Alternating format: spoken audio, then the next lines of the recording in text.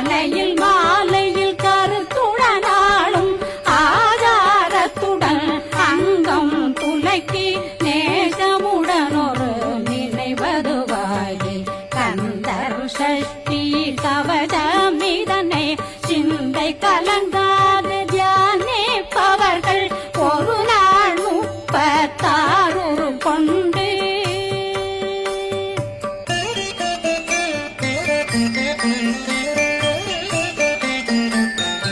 ஓதிய ஜெபித்து உகந்து நிரணிய